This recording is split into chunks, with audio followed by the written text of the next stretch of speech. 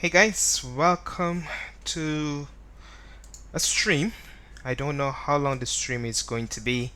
The last one that I did, I had an issue with my overlay not working, and I wanted to make sure that it is working for my actual stream Clearance 4. tomorrow. Let me just mute myself here. So tomorrow I'm going to be doing a flight from Barbados. No, sorry, from Miami to St. Kitts. I've just installed the St. Kitts Airport and the island by Richard Simulations. Took a bit of doing because neither are compatible with V4.5, which is what I'm running. But it looks like we eventually got it up.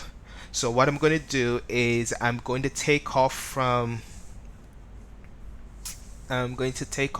this airport, Barbados, and head out to St. Kitts. I don't think it's going to be a full stream. I am just basically testing a couple of things there.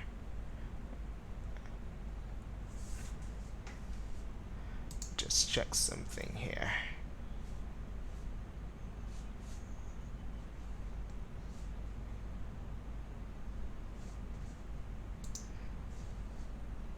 Doesn't look like my overlay is working again.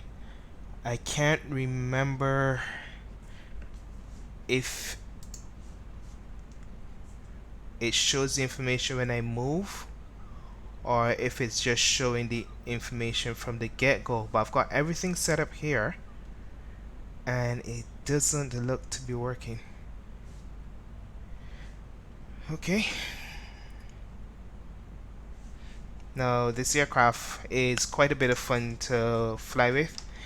To me, it's not complete in the sense that it doesn't have stars or SIDS, but if you have the Aviasoft rather, EFB2, once you've put your flight plan in there, it actually works.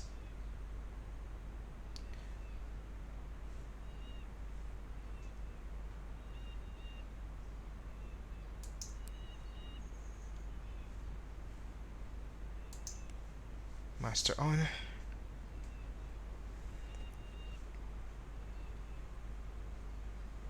Looks like I might have to use another overlay though. This one for some reason isn't working anymore.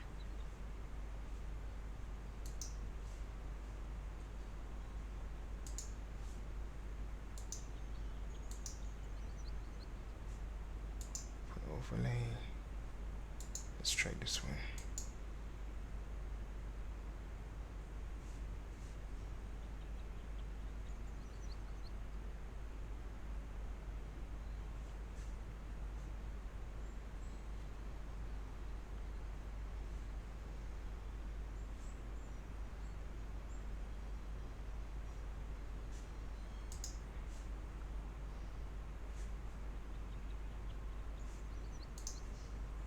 That one says it's safe. 5 seems correct. Save as template. New.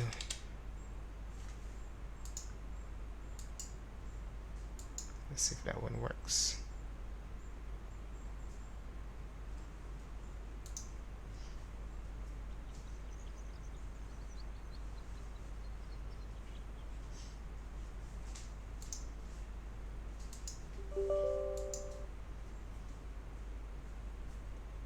Let's see if I put the information in again, if he'll take it. So it's Tango Bravo Papa Bravo. We're going to Tango Kilo Papa Kilo, and our call sign is UKV3516. Okay, give that a couple of seconds to up. Let's see, warnings. Yeah, that's fine.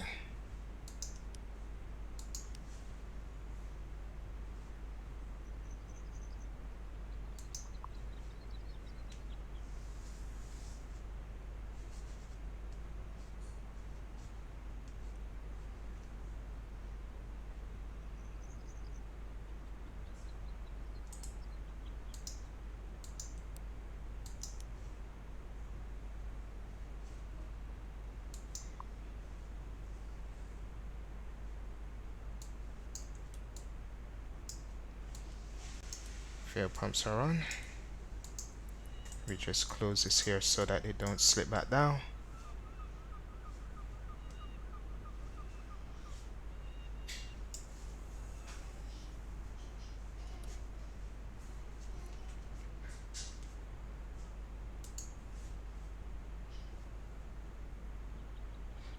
Yeah, this overlay isn't working at all.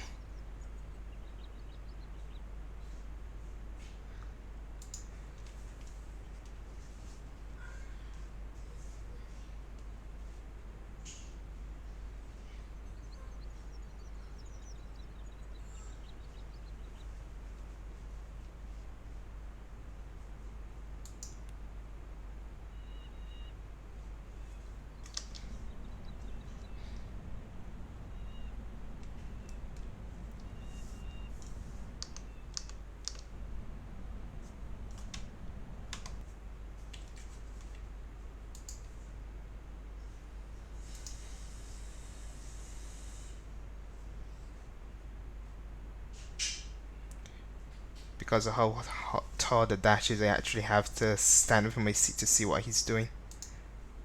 So start engine 2, that's fine.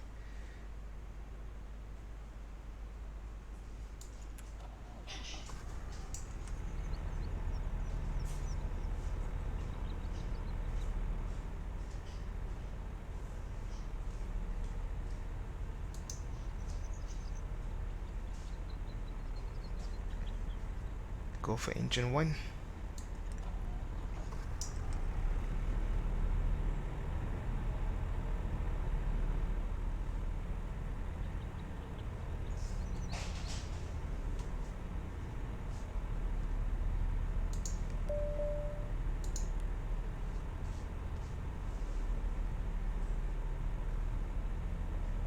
Avionic master.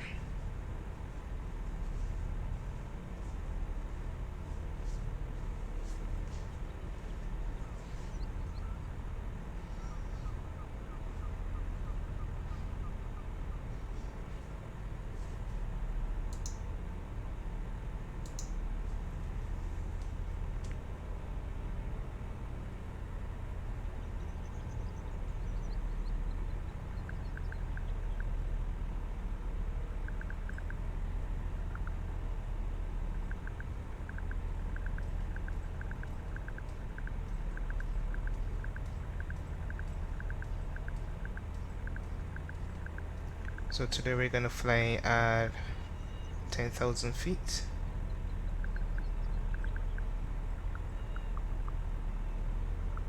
Come on.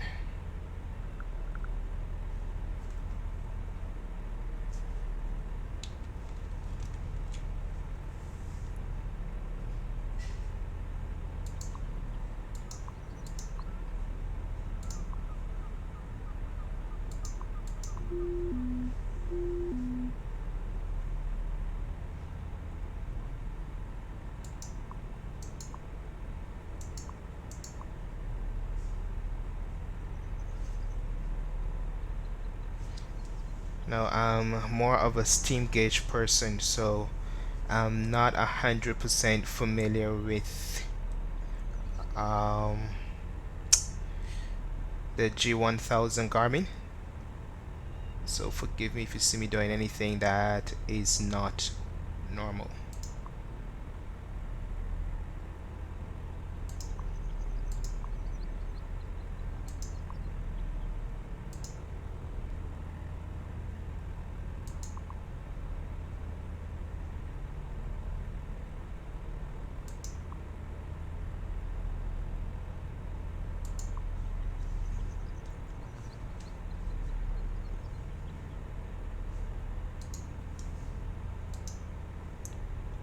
And ready to taxi.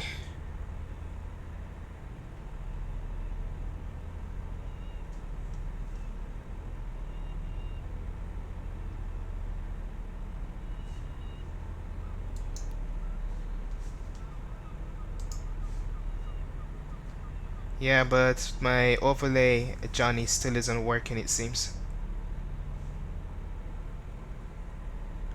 I'm probably gonna have to ditch this overlay and get a new one.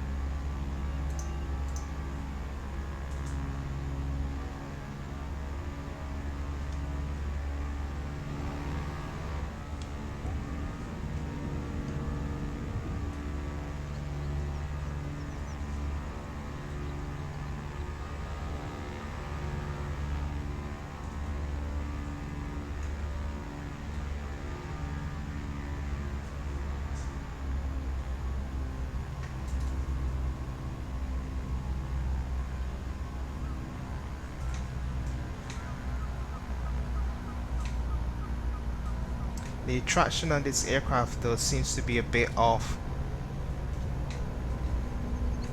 Just get back on the center line.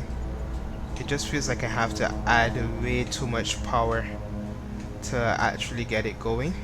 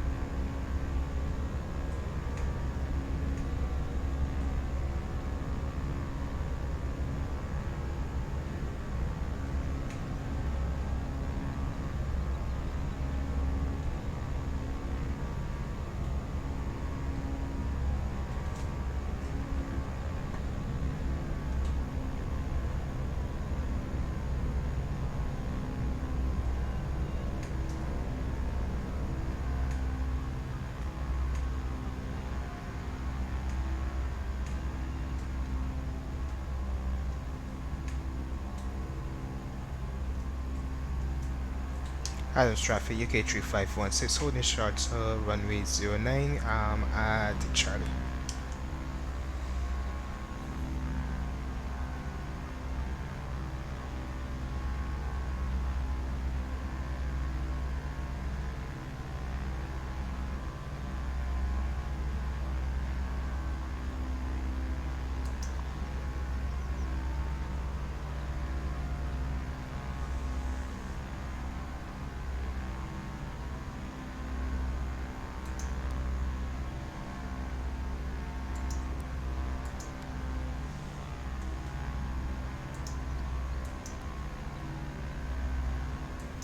Landing lights on, strobes on.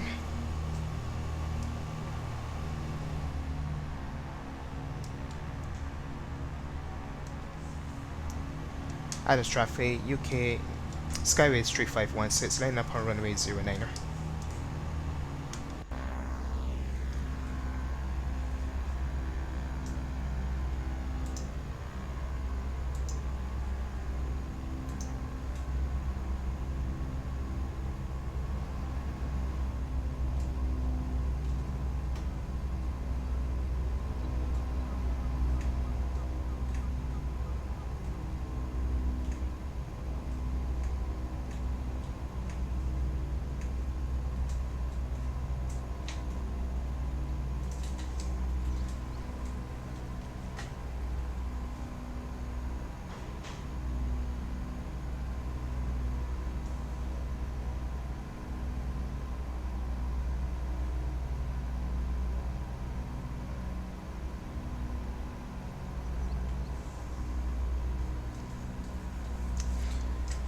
Addons traffic, Skyway 3516, taking off runway 09, a departure to the north.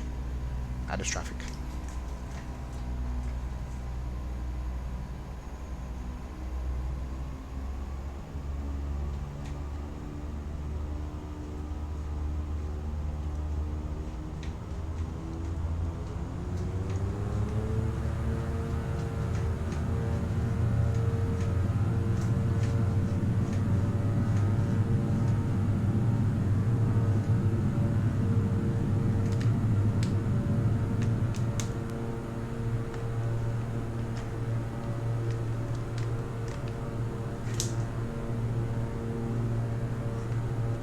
Gear up.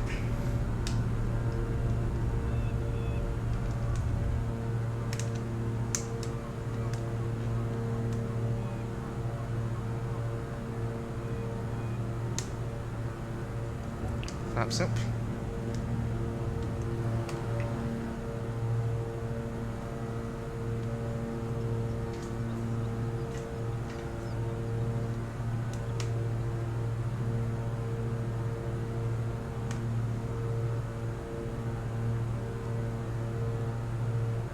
And we make our turn on 1000 feet. There we go. Let's see if the autopilot works for me.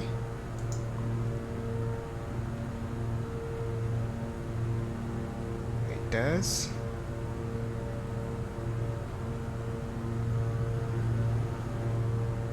Oh, it's not that bad.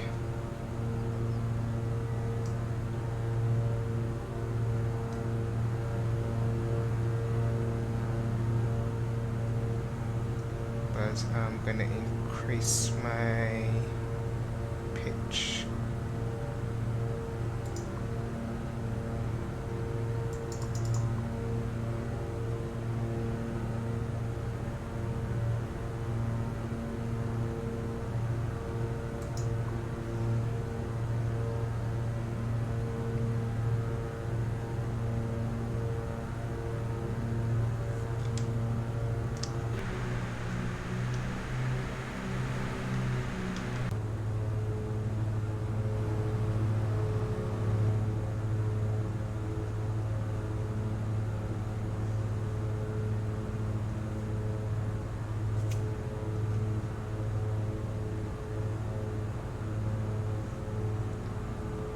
That's light off.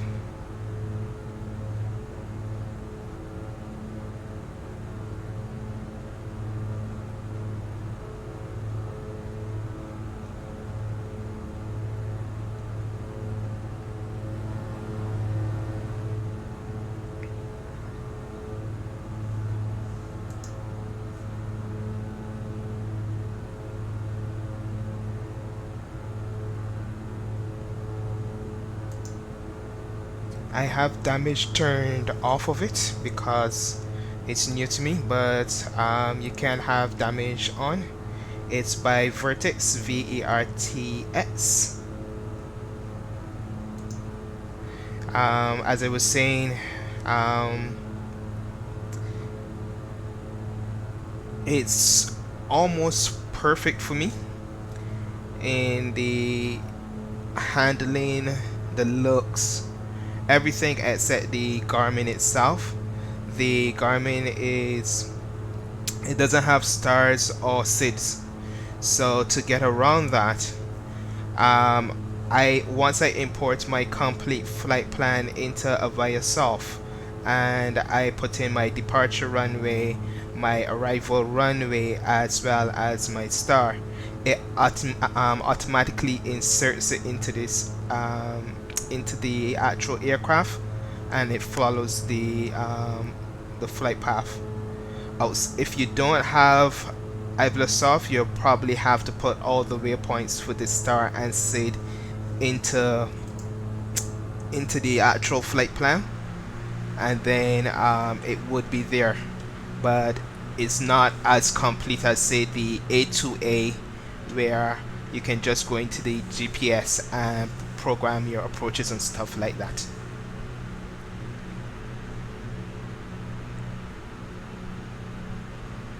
It's a nice fun airplane and I love the handling of it. That's why I've pretty much parked the A2A, because the A2A is great for the most part. It has the PBR, it has the rain effects. This, I don't think this have rain effects, but it does have the PBR. And A2A, I can't land the A2A to save my life without bouncing a couple times down the runway, which is quite frustrating because it's probably the only part of the flight that you really man the controls yourself.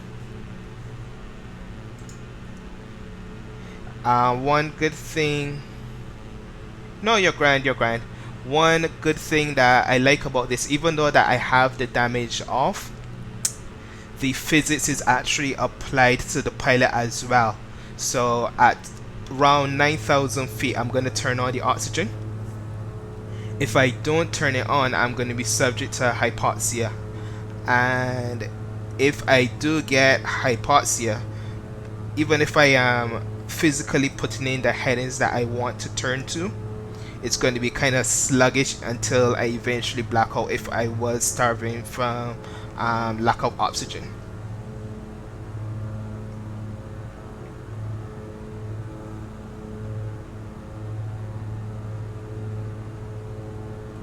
I may actually take it up to, should I take it up to 12,000? I could take it up to 12,000.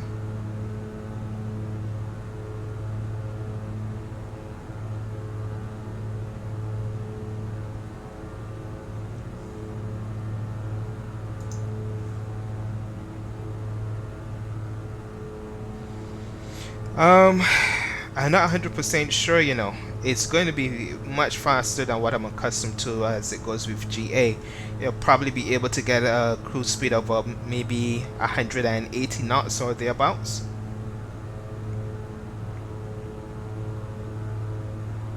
Okay, I put on my oxygen. Oxygen on. My oil temperature is in the green, oil pressure the green, coolant green, fuel temperature green, fuel quantity. I've got a pretty much full aircraft.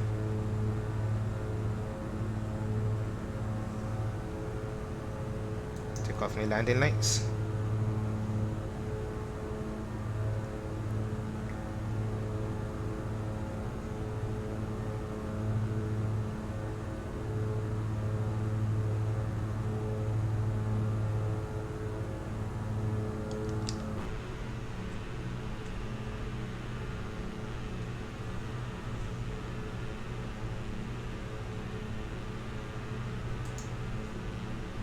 Yeah, bear me 2 seconds, let me just turn off this overlay. I like clean. I hate a dirty plane.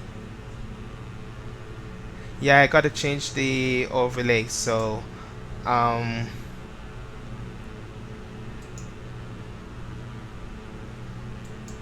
after I land, I'm going to put in a new one, because for some reason this one doesn't seem to be working. It was fine until I did an update. I don't know why it's not working anymore.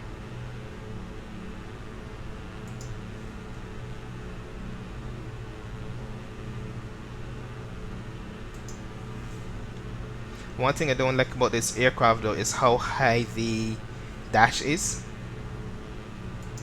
It's not a problem until I'm actually taking off. So I'll be like in my seat like this, trying to see over.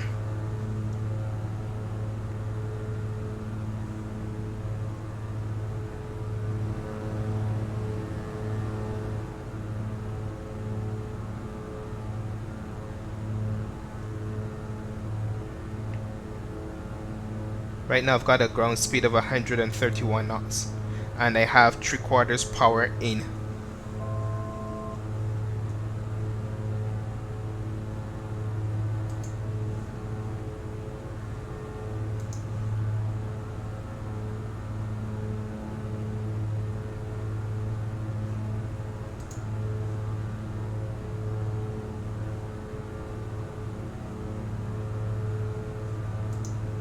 I like it though, Dario. No, let me rephrase that. I love it.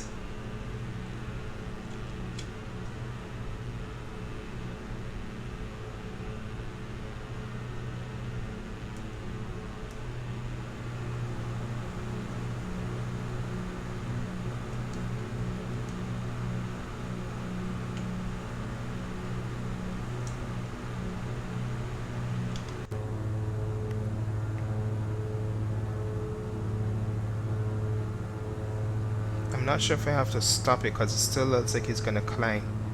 I'll see. No, it's slowing down, so definitely it's gonna hold the 10,000.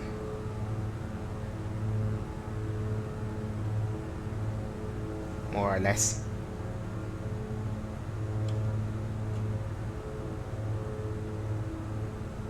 I'm still on that old QNH. So let me see.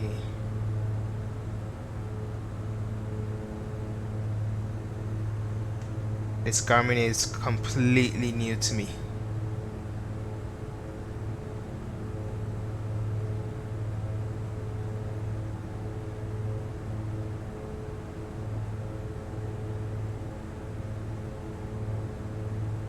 Let's try this. Nope, don't want that.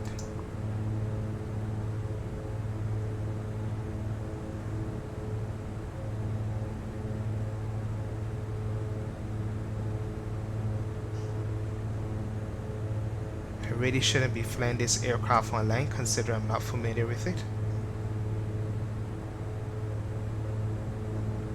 Let's see here, that is that.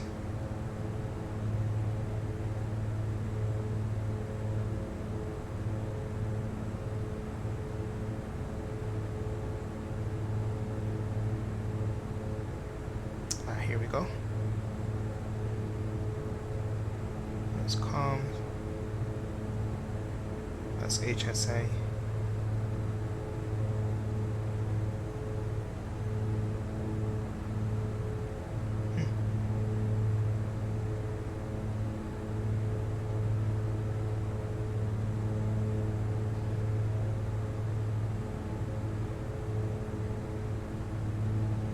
I don't know. We pretend that we're flying at standard.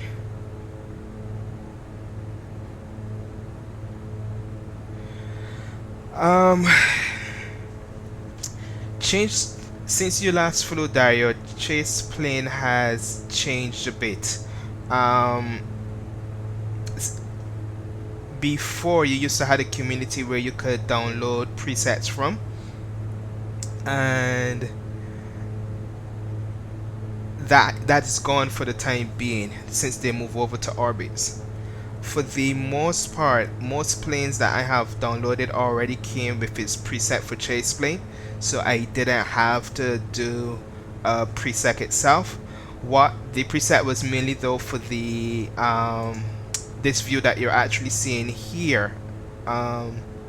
Actually no, I'm now looking in ChasePlane. I've got one for the co-pilot, I've got one for console, one for the passenger, one for my fuel, one for my panel. That's much nicer for me to look at like that. But one thing that I don't like, you actually have to hover over the button to find it, otherwise it's kind of too dark to see the button.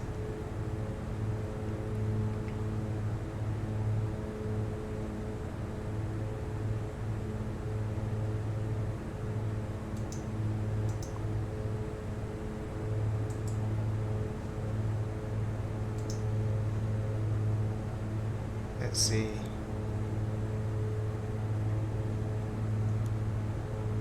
There we go.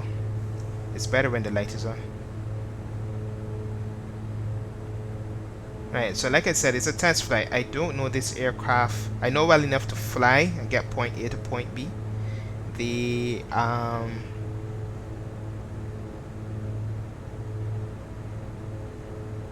that's not the problem. Learning the G1000 on the fly is probably going to be slightly challenging.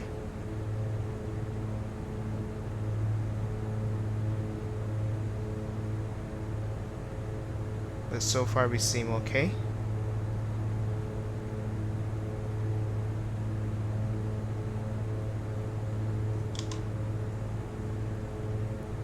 We're doing 195 knots across the ground, Dario. That's 151 indicated. So we've got a nice tailwind. Yeah, I took off the overlay because it's not working, Johnny.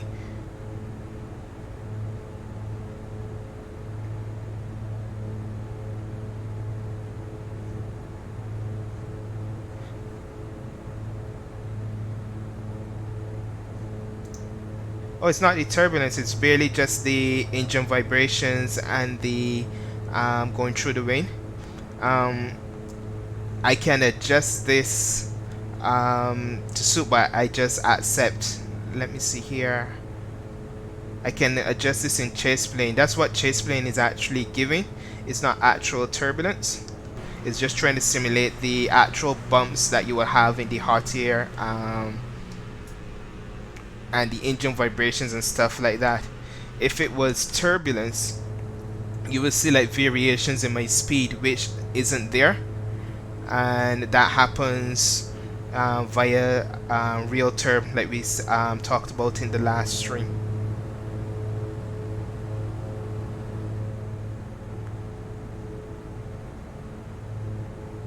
Are you still seeing my overlay there, Johnny? I turned it off. I'm pretty sure I turned it off.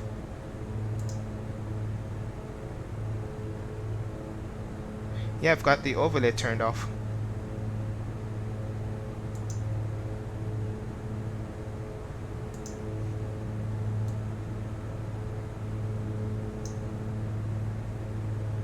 So right now we are 261 miles out.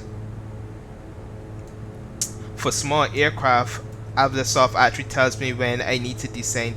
So where you see this blue arrow, that's my top of descent, and it's probably going to tell me to descend something like maybe 1200 feet per minute or something like that.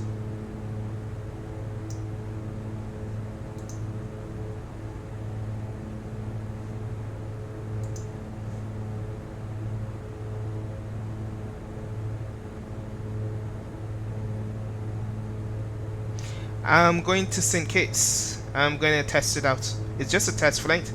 I had some issues with the richer simulations, so I figured, you know what, last stream that I did, my overlay wasn't working, so I'd check on that so that it is working for tomorrow, because I'm going to stream our flight, and also to make sure that everything is fine going into St. Kitts. So far we know that everything is not fine with the overlay, so I'm going to change that. I'm probably going to try the one that Johnny has. I like his gives a lot of information, because for some reason this one just isn't cooperating.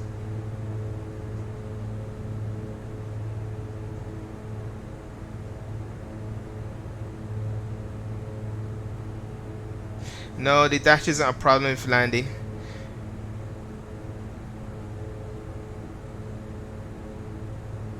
The only time that I have the problem with the dash is pretty much when I'm taxiing, and not so much when I'm taxiing, because I know that the line needs to be down the middle of this this screen right here, my left screen. So once I'm there, I'm fine. Taking off isn't an issue obviously either, but when I'm going in and I'm getting marshaled in, that might be a bit of an issue. We'll see when we get there though, because I use GSX for the marshalling. I only use UGCX for the actual marshalling out, for the main reason that I don't need to push back with this aircraft.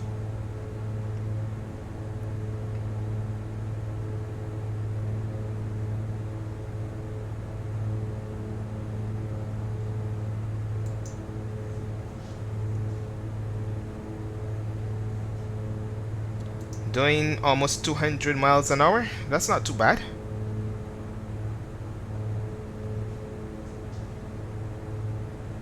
It's just gonna be like another hour flying, really.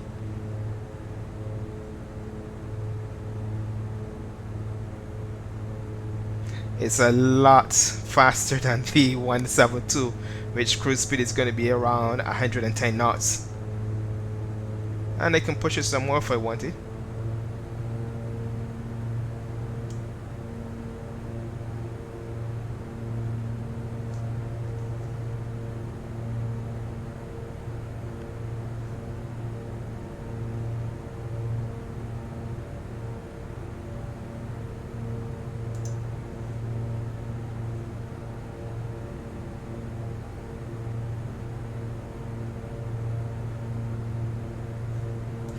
Oh my gosh. What is it? It is your distance to go multiplied by 3 divided by your airspeed, I believe.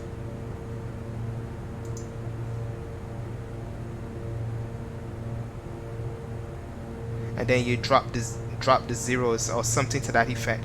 I can't remember either.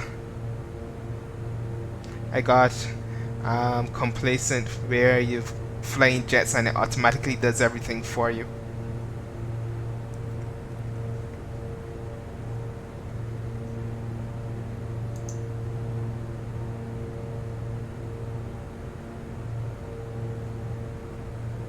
I'm doing 211 knots over the ground now.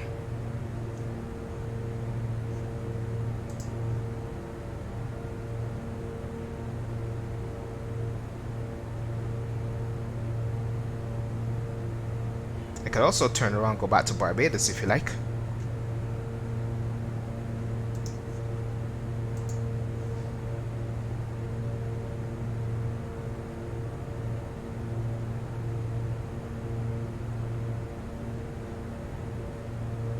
When you say what got me is not so much camera views but turbulence, what do you mean? You don't like it?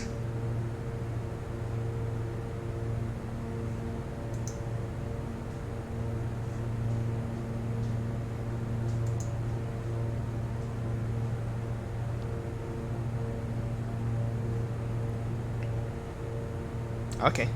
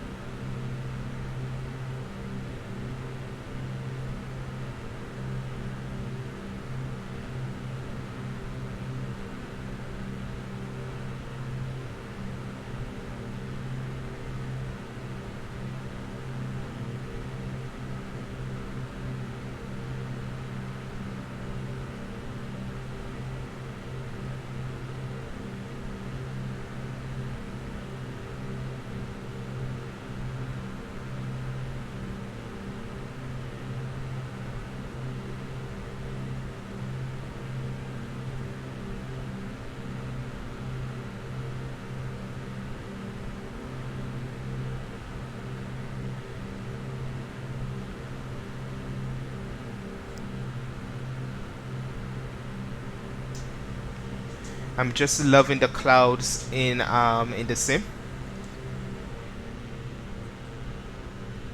These kind of clouds is the type of clouds that I actually love to see, where you've got structure, it doesn't look too cotton woolly and stuff like that.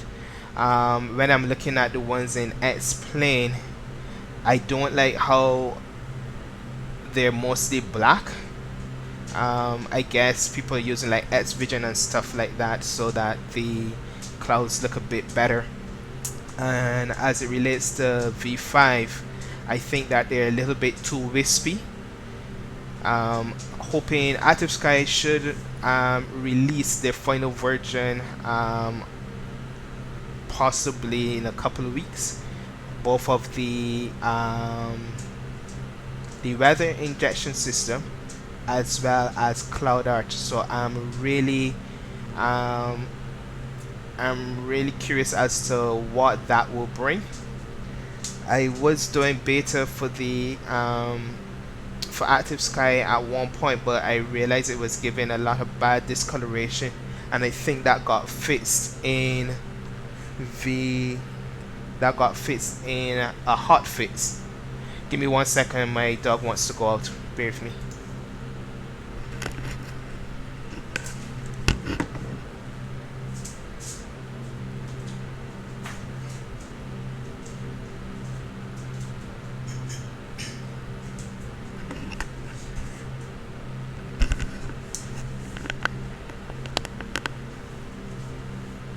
I just like the fact that my clouds don't look the same way on every flight. If I do get clouds, I want to see the different types of structures as I go from one altitude to the next. I just don't want to see like these ridges of clouds just uniform all over the place. So I'm hoping that Active Sky brings a bit more to that. Yeah, they do. The Dust and Dawn look is amazing, but it's also again not flexible. It's not dynamic. One thing that I don't like about V4 clouds, and that's saying a lot because they're the best clouds that I have seen with Active Sky cloud art. Depending on where you're looking, the clouds will be stationary, but if you're looking forward at it, it looks fine. If you turn your head, like you know that I have the track IR, if I turn my head, sometimes it looks like the clouds is moving along with my point of view, and that kind of takes away from it. And if you're someone that's susceptible to like motion sickness, it would definitely make you want to hurl. But outside of that, I have no problems with the V4 clouds. I think that they could be optimized a bit more so that they're not that heavy, because at the moment I am running my clouds on 512. I would love to be able to run my clouds at 2040, or even I don't really need to run it at 4K. But if I ran it at 4K, let me just bring back the power a bit. If I ran it at 4K, then I'm literally just going to be having a slideshow. So we've got Martinique over there.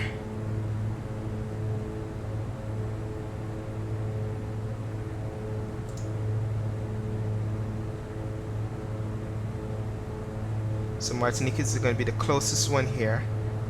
And then you've got, what's that, TFFF. No, St. Lucia is the one that's close here. Martinique is the TFFF. So this one is Charles and Huonora that we've passed. That's the one that's right over there behind our wing. And then we've got Martinique that's there.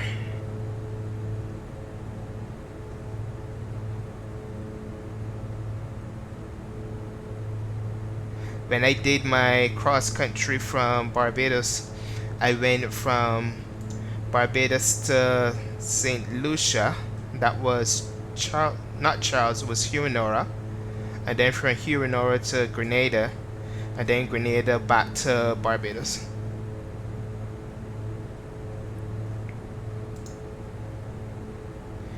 But I think I know you and I did some VFR flights back when you were flying, but since you went to university, I haven't really done any VFR flying, mainly because A2A has become a little heavy on performance since the PBR, and then that annoying issue where I can't land the plane.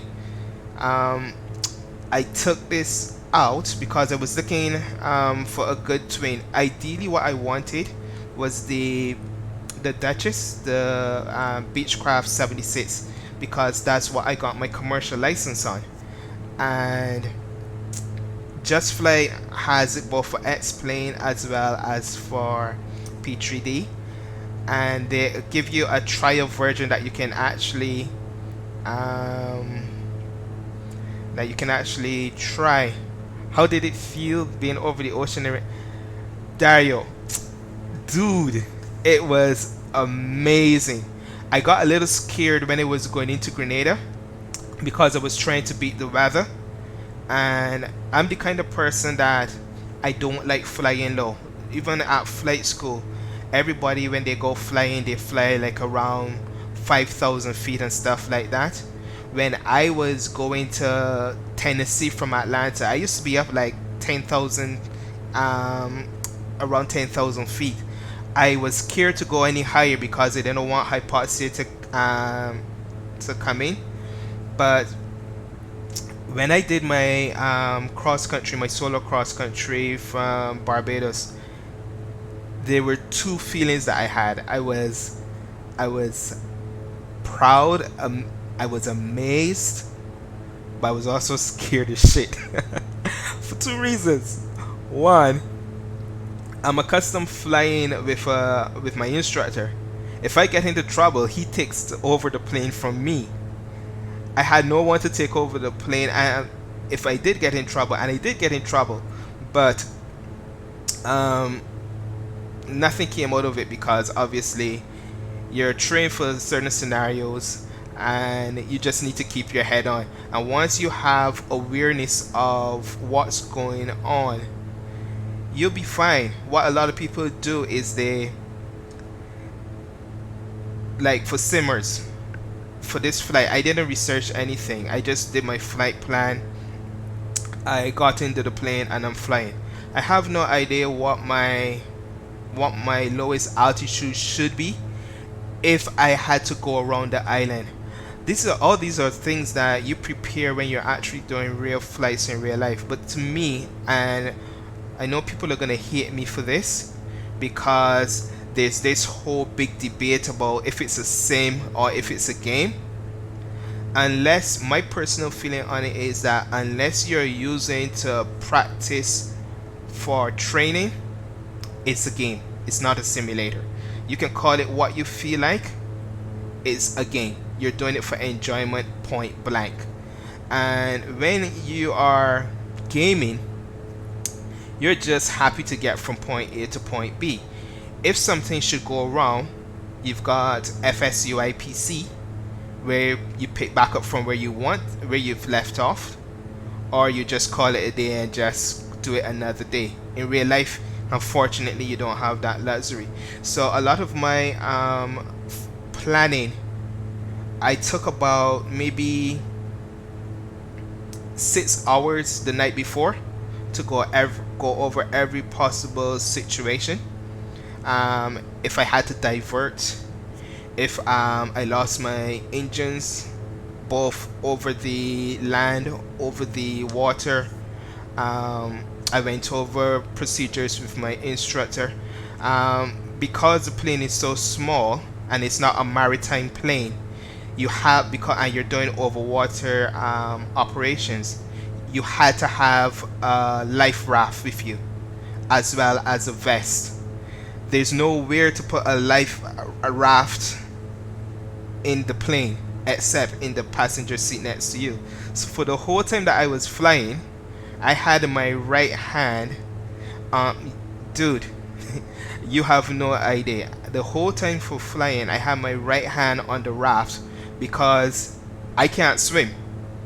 And if something go down, I need to make sure that if anything else, I need to have my life raft, because that is the only thing that is going to stop me from either being shark bait, hopefully, or drowning. The 6 hours consisted of going over the procedures with my instruction in case I had to ditch the aircraft, plotting my flight plan, researching where there's fuel in case I couldn't get fuel, because on a past on a past cross country there wasn't any fuel in St. Lucia, and I had fortunately taken enough that I could actually make it to Grenada with a bit to spare. Also, the other things that I had to make sure of was immigration stuff. Even though that I'm not staying into the country, I had to make sure that I had landing documents and stuff like that. Yeah, dude, that was my best friend on the flight. When I went to St. Lucia, we had bad weather.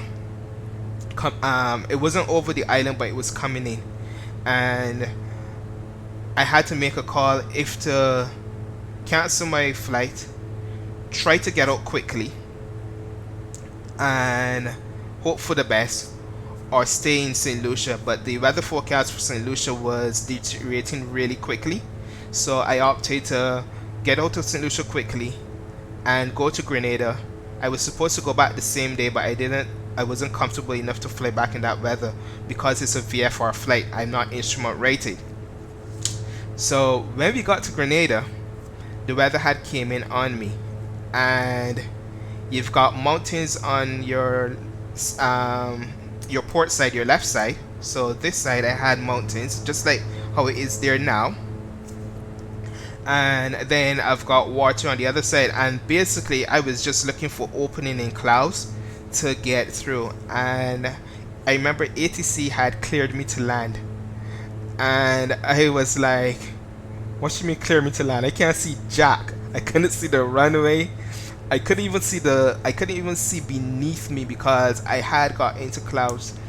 And it was my first experience actually flying in IFR, even though I wasn't ready for IFR. And thankfully, a lot of the things that you do in sim comes back to you, probably because of your increased urgency to live.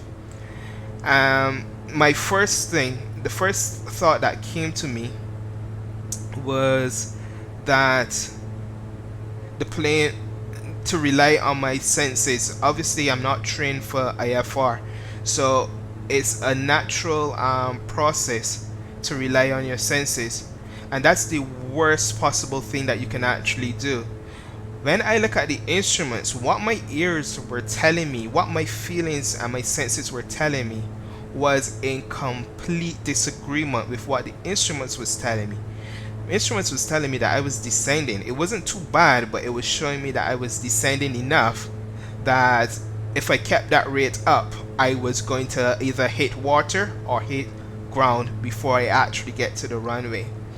So I had to physically psych myself out so that I am throwing all kind of comfort out of the window and just relying on my instruments. And I literally just flew the instruments, and when the lady told me clear to land, I was like, I need help. And I wasn't ashamed. I just said, look, I can't see anything, I need help. And she's like, what do you want to do? I was like, I can't see anything, so I am going to fly right until I get out of the clouds, because I know I don't have any terrain on my right side. And once I'm going to hold my altitude. And she said, well, there's a Leah that was coming in, and she's just going to route him around me, just maintain radio communication. And that was fine. And I flew out about maybe maybe 15 miles away from the shoreline, and I was able to then get under the clouds and then make my approach into to the runway. I kid you not, Dario. When I got out of the plane, my knees were weak. I mean, like, it's a miracle that I could actually walk. It's a miracle that I didn't pee myself. It was that scary. And after all the commotion and stuff, I was just like, wow. But I wouldn't trade it for anything. I wouldn't trade it for anything in the world. That was one of the experiences that I had in my flight training that pretty much set the bar. Not to be complacent about anything, not to take anything for granted, because the minute that you do is probably the minute that everything is just gonna go south.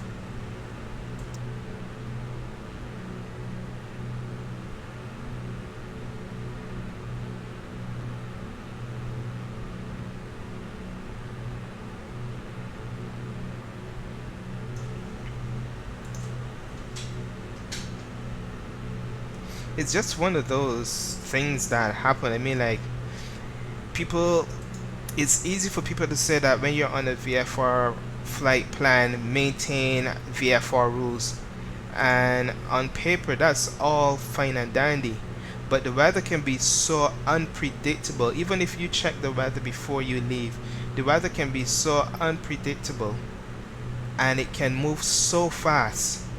There are things that just develop out of nowhere and there's no predicting it, and it can take you from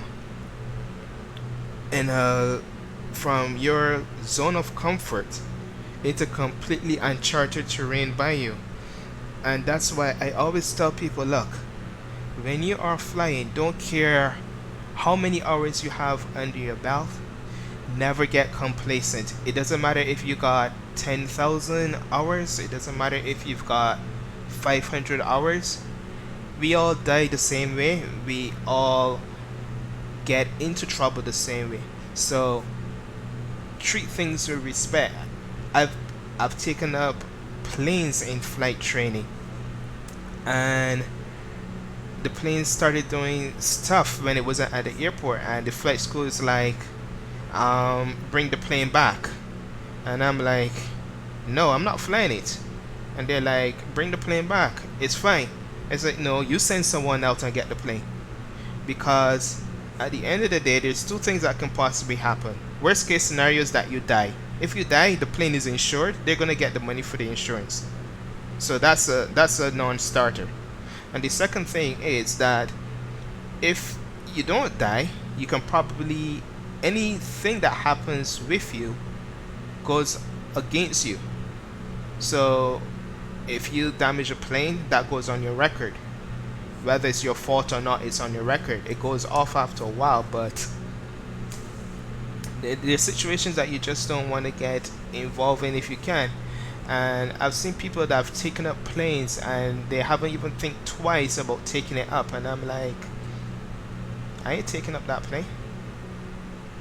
I've spent money out of my own pocket overnighting because I refuse to fly planes back.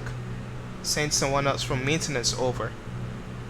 The worst example that I actually had, we were doing a cross country. It was me and a Nigerian guy, and what had happened was that the plane, I think I told you about this with the partial engine loss. We were going from Atlanta, and we were going over to Madison County. Then from Madison County we were going to go to a far out airport, because usually I wouldn't stop in Madison County for fueling unless it was going further. Madison County is where I actually did my first 2 check rides. And what had happened was the Nigerian guy, he wasn't that great a pilot, and the schools still would send them out, but they wouldn't allow them to land or take off. So I was a pilot in command. I would do the landings, I would do the takeoff for his segment, and once I get into cruise, I'll hand the airplane over to him. So okay, so you see like these clouds under here, how wispy they are. I kind of not too keen on that. That's what I meant by the wispiness. But anyways, I wasn't paying that much attention to what the guy was doing because we were in cruise, and I'm just pretty much, I'm flying on this side like I am on the aircraft. He's flying on the other side, and I'm pretty much just sightseeing. And I happened to glance back at the instruments, and our altitude was supposed to be around 9,000 feet or something like that. And I noticed that we weren't there. So we were slightly under, and I told him altitude, and he told me he's correcting, and I was like, cool. And I didn't pay any mind for a bit, and then I looked back and I saw that the altitude had dropped again even further. And so I was like, dude, altitude, maintain your altitude. And he's like, okay. And then I heard something that didn't sound quite right with the engine, and I said, I'm not gonna say anything, I'm just gonna see if he picked up on it. He didn't pick up on it, and then I noticed that his altitude, his VSI, vertical speed indicator, was now showing something like 300 feet per minute. I was like, dude, hold your altitude, we're on an IFR flight plan, hold your altitude. He says okay, and he took it back up, and then I heard the noise again, and it's like, okay, my airplane. So he says my airplane, I take control, and I firewall the plane, and then the plane started vibrating really bad, and I'm like, what the? So I was like, take out the sectional, because he didn't have his sectional. I had my sectional out, but he didn't have his out. So I said, take out your sectional, because I'm going to be flying, I can't be too engrossed in the sectional. So I said, take out the sectional. We've got we are roughly about 27 miles out of Atlanta. Checked for possible airports. So I reduced the power slightly, and I pitched so that my descent rate is about 100 feet per minute or something like that. And I switched to one of the magnetos, and it started to get a little bit rough, and I have no idea. And I was like, you know what, I'm not doing this again. So I put it back on both magnetos, I pushed all the power in, and then I started playing with the mixture to see if I can burn off the what I thought was magneto fouling. That wasn't working, so I called ATC and told them that I have a problem with my engine. This was a single engine aircraft, and they asked if I'm declaring an emergency. I said, no, I'm not declaring an emergency, I'm just letting you know that I'm having a problem, so it's a bit hard for me to hold my altitude at the moment. So they told me, that's fine, there's nothing around me, hold what altitude I can hold, and let them know what my intentions are. So I told them, okay, stand by, and I told this guy to find the nearest airports. This guy could not find his shadow in the plane, and I was just like, I really wanted to throw him out the plane. He was absolutely useless. So I called back to ATC and asked them to give me an update on the closest airports to me. At that time, the plane was getting worse, and I told them I don't think I can make it much further than maybe about 20 miles tops. And they said, I've got an airport that's about 30 miles to my right. They said I can continue to Madison County, and I can return to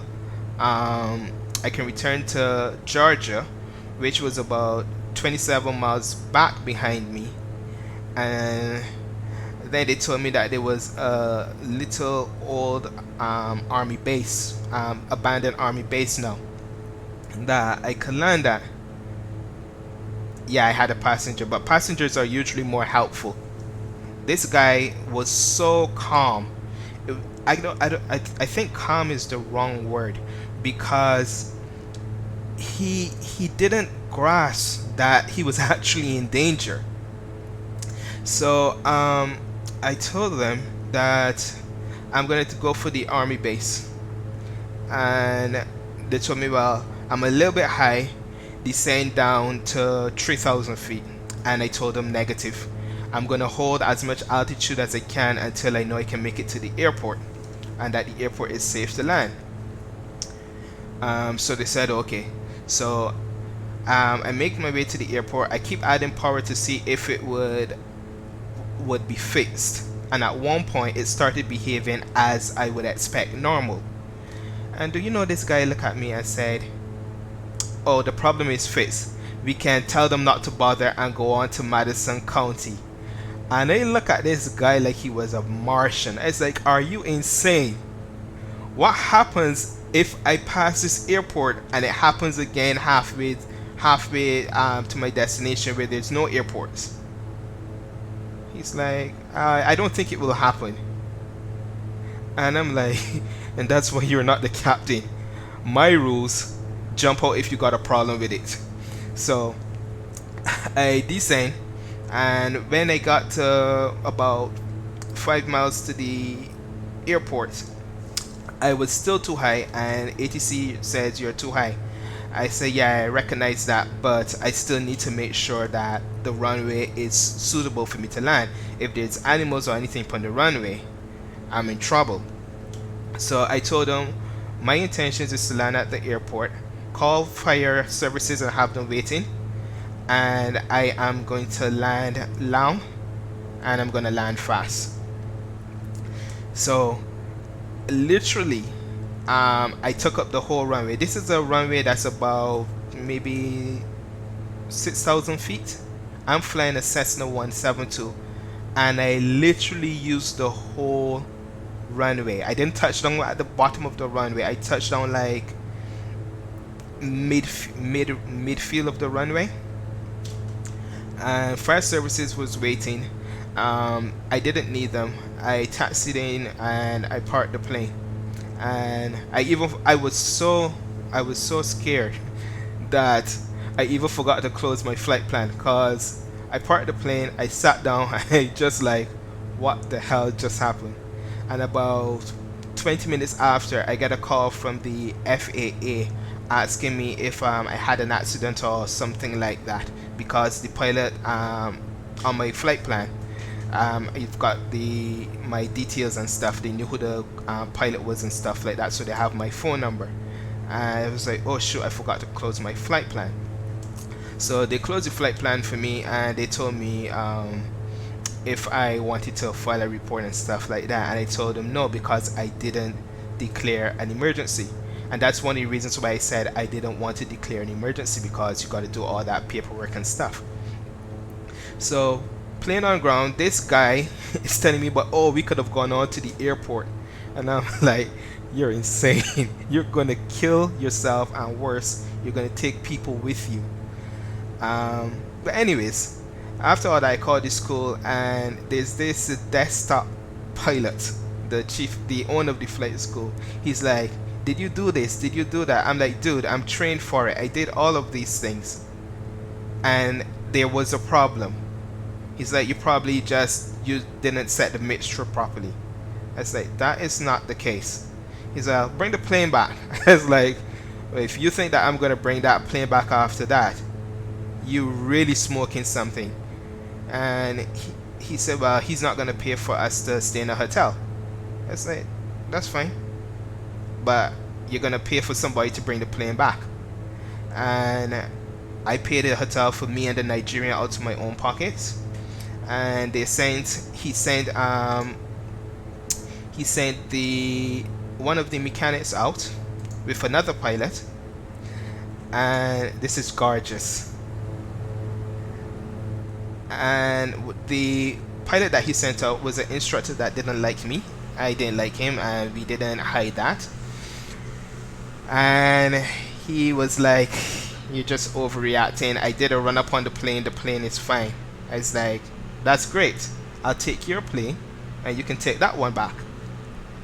And we agreed on it. So he took the plane. He taxied down with the mechanic, took off, and he left me doing my pre-flight on the plane that he brought.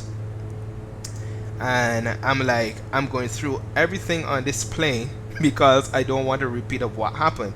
Remember that even though that I am a pilot, I am scared of heights. So about I don't know, about maybe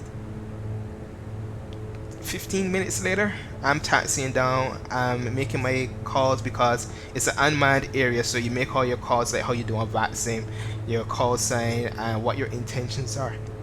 So I say my intentions is taxiing down to the runway, and halfway down taxiing to the runway, I hear the pilot call back, and I was like, "What's up?"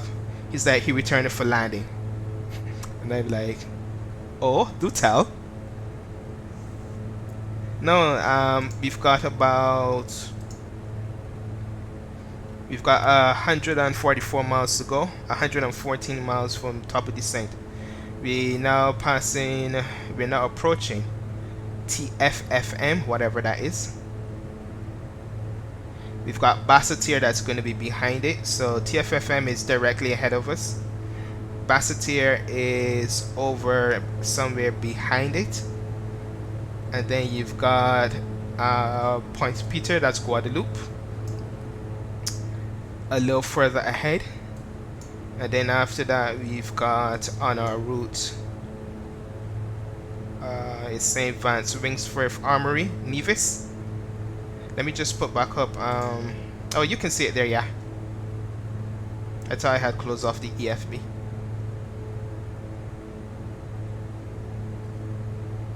So yeah, he came back and the plane was having the same issue, and I was like, "You believe me now?"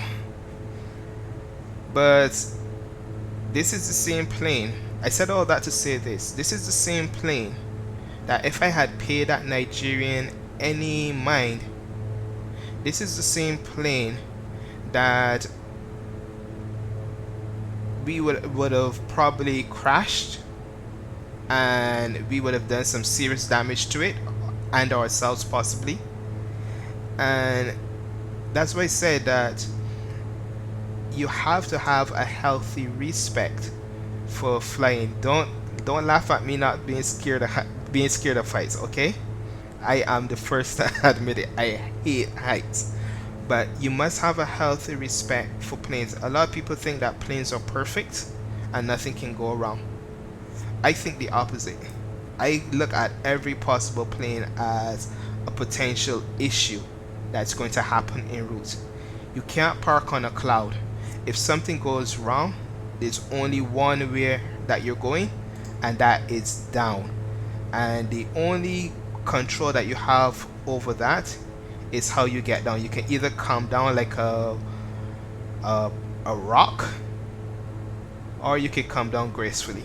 Choice is up to yourself, but that's the only choice when you're actually flying an aircraft.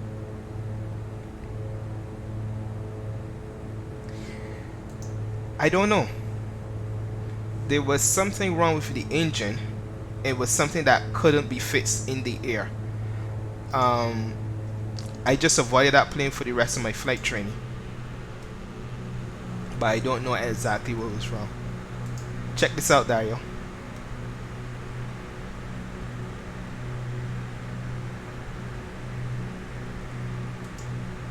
This is gorgeous. Well, not that, but yeah, that, but I mean the actual island. You've got a runway directly beneath us. Looks like a default runway though.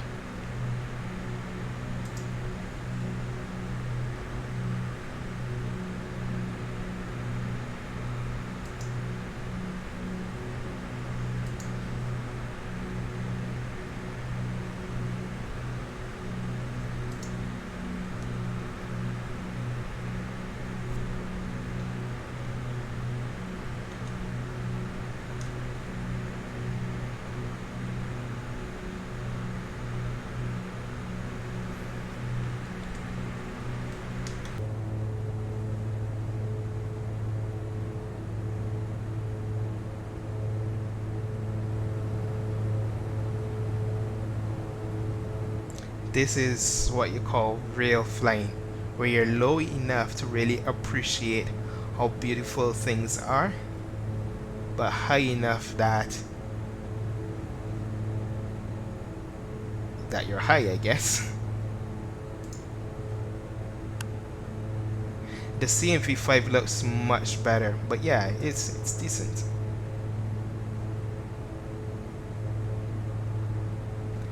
Now, right here where you see the bouncing, this is where I actually have turbulence. If you look at my airspeed indicator, you see it's going up to 156 and then dropping back down to 155. This isn't the ChasePlane, this is the real turb. And it does make sense because it's right where you come from cold air and going and then crossing warm air over the island, and to me that makes perfect sense.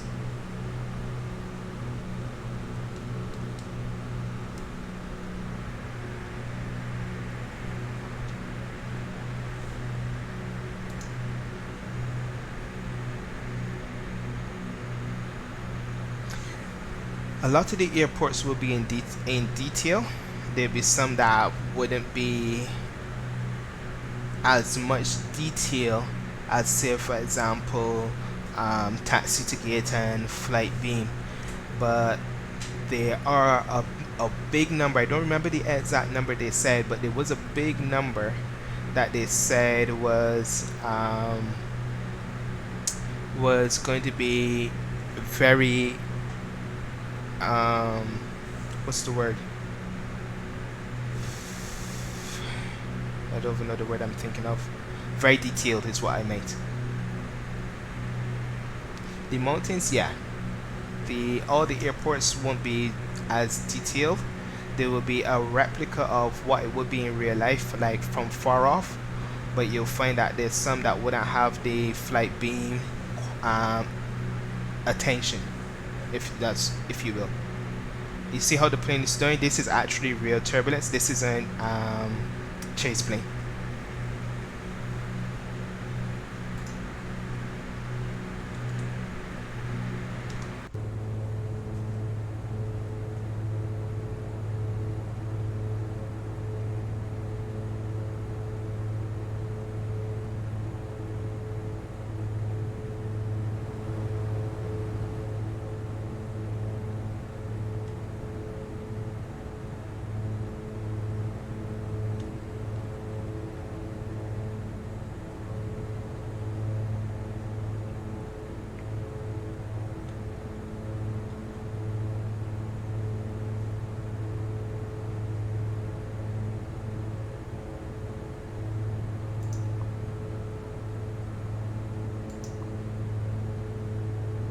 Golf Papa, point d'arrêt.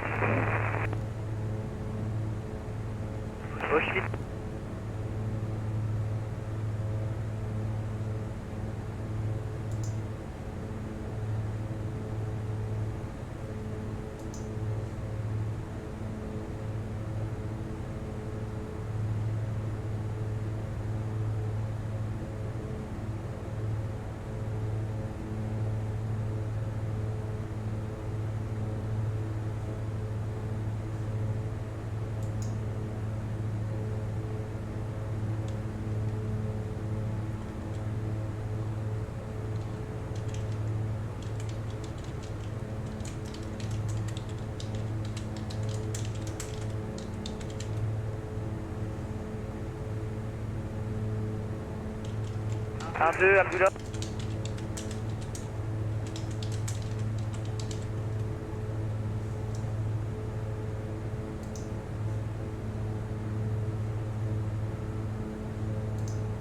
You can see it there, I believe. 2 seconds. Hopefully not crazy. TKPK.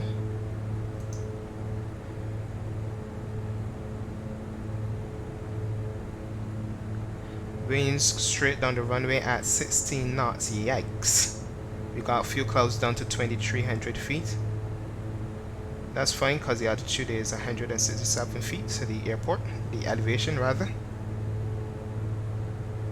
I'm a bit concerned about how strong the wind is though. At least it's straight down the runway. We're landing on runway 07.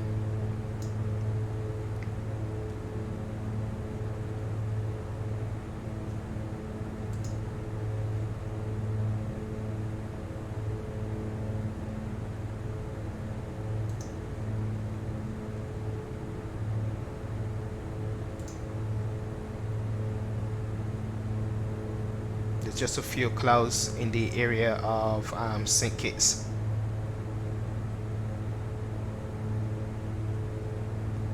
It's hot though, 31 degrees.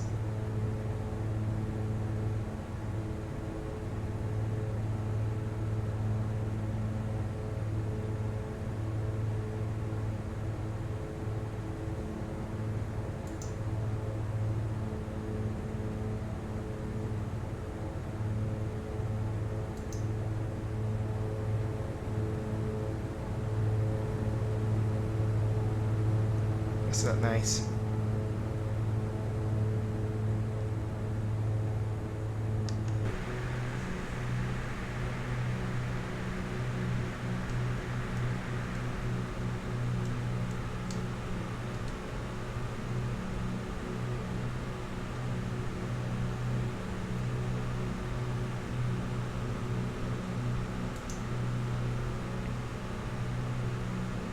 Yeah, I'd be more worried if it was a crosswind, but it's not too bad.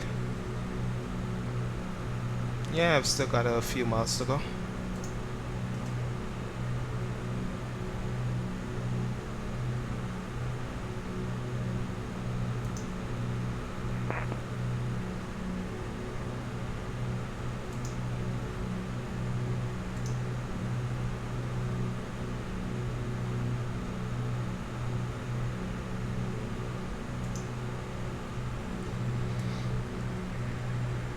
What I do now when I'm landing these small airplanes is I look at the elevation. What?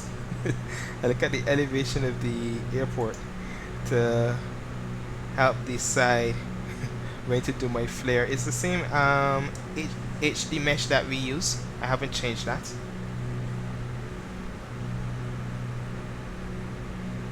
So you've got the land class for South America and then the HD mesh.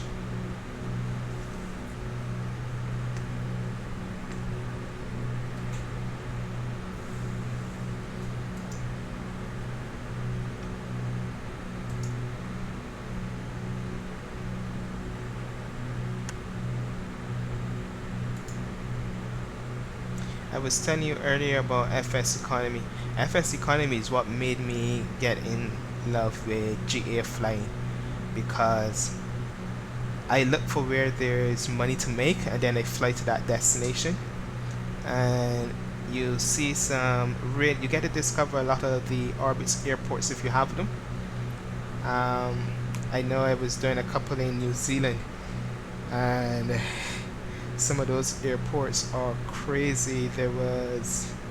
There's one that is between some mountains, and when you're taking off, your flight route says to go straight, but because you can't just go straight and build altitude, you literally do like circling climbs until you have the altitude that you need to go onto your route. It's really cool.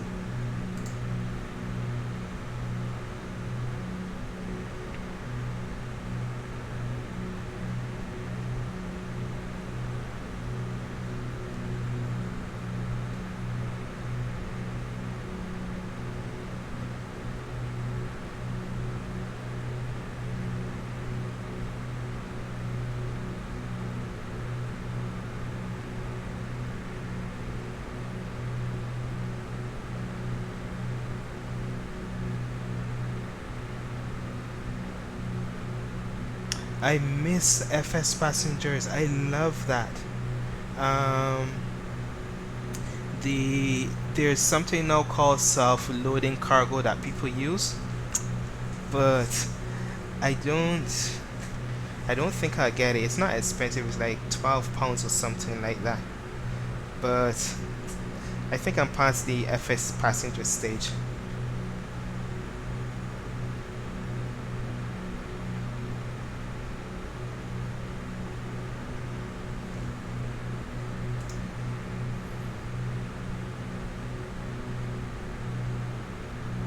I love FS passengers for long flights.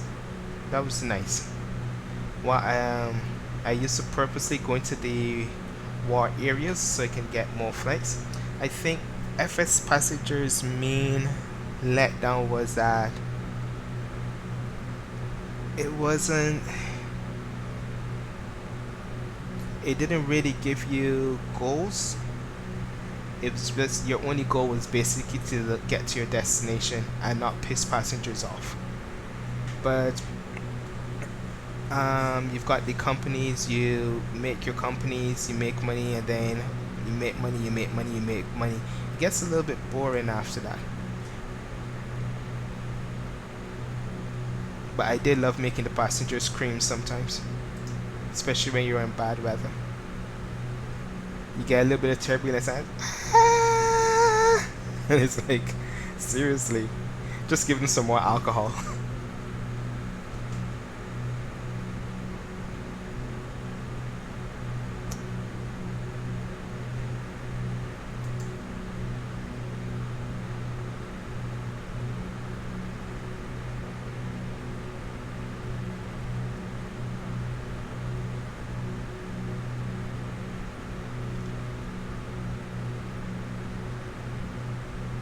What I did like about FS passengers though is that with the failures were on point. If you have FS passengers on and you lose your hydraulics or whatever the case may be, you could pray to the cows come home, your hydraulics gone. You got to deal with it.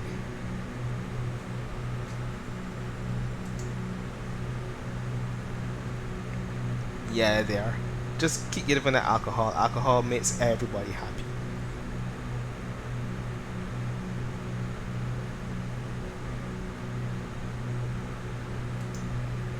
I guess because at that time there wasn't like vaccine per se, so anything to pass the time while flying was a bonus, and scenery didn't look as great as it looks now, so you don't want you had nothing basically to pass the time, so that was kind of like a good filler.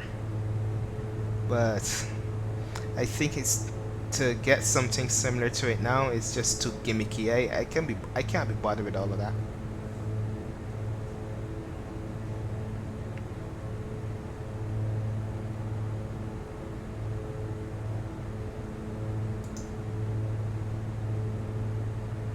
So far I've burned 61 kgs of fuel, 61 kilograms, and I've flown 244 miles.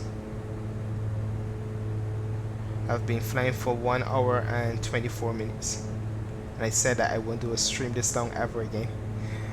Originally, that's the reason why the title of this sim doesn't have a flight in it. Usually it will say this airport to that airport.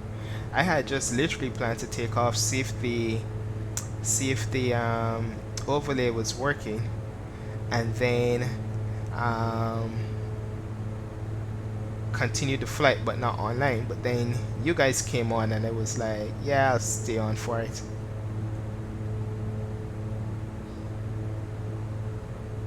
But we're almost there. We're getting there.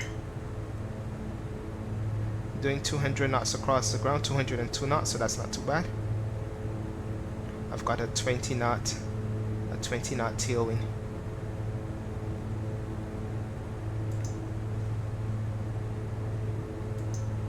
I'll be spamming the Facebook group with all these photos that I've gotten so far.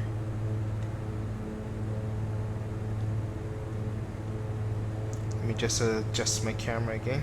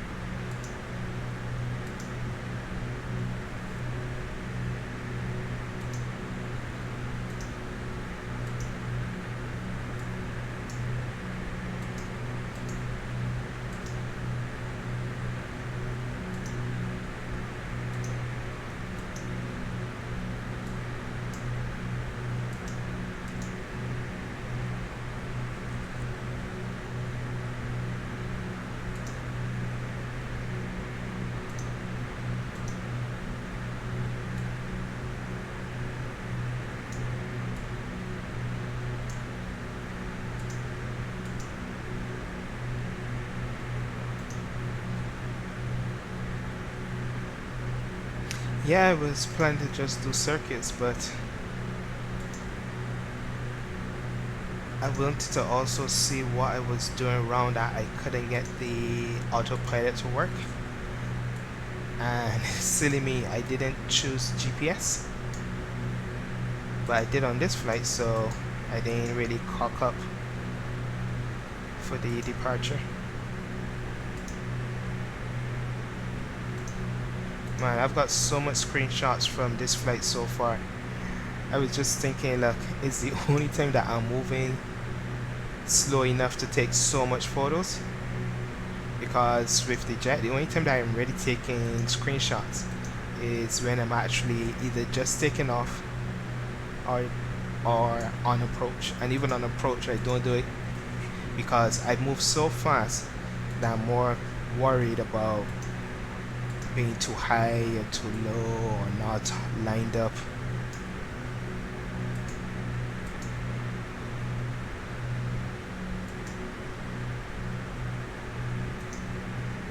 I've got like probably 30 photos that I've screenshot so far.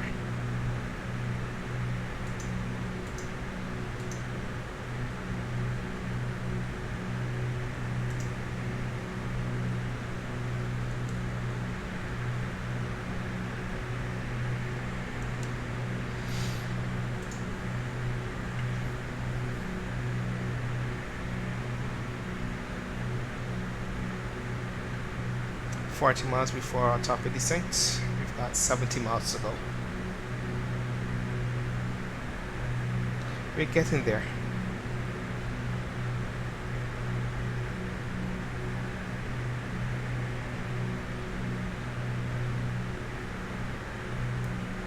Oh dear, the weather's changed.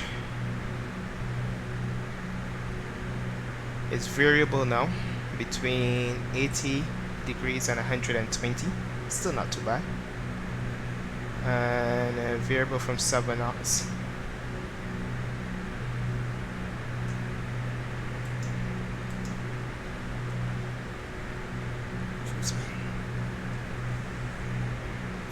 Oh, I just delete mine after a while. I never keep them that long.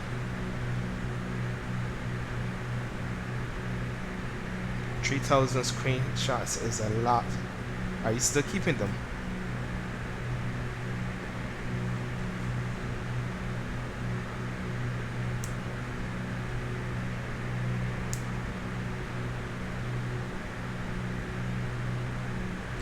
No worries at all.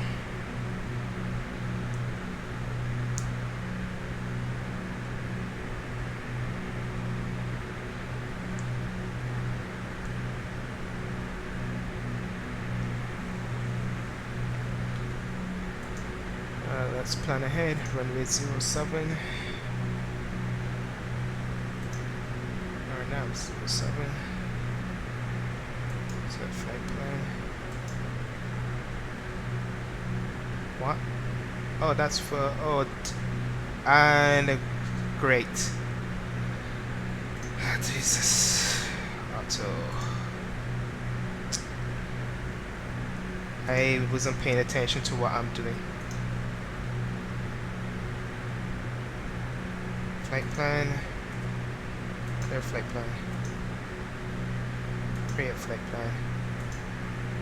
Finish.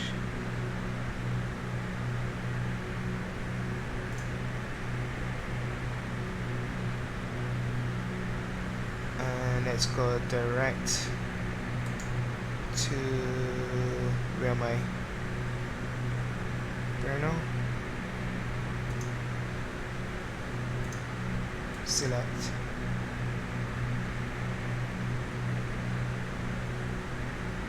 TKPK procedure. Not TKPK.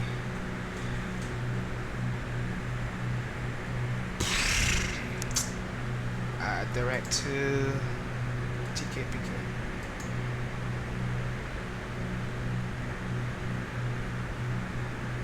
Yeah, I didn't pay attention to what it was doing. And I just took out my flight plan and trying to get it back in now.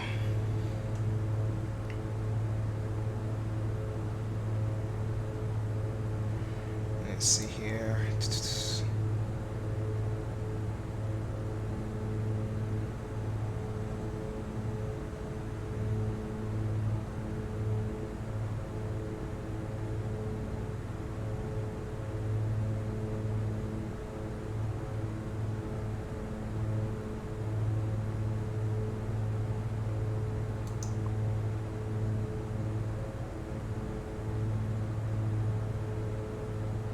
Okay, so I need a heading of 027.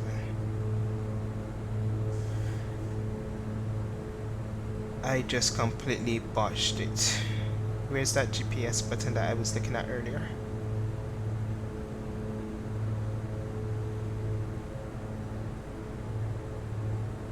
Alright, until they can sort that out, I'm going to do it manually.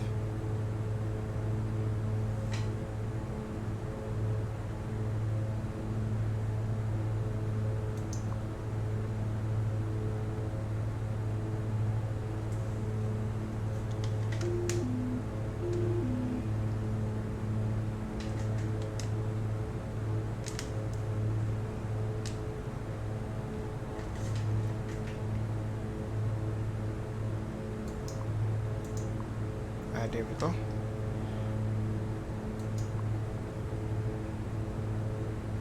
Nav.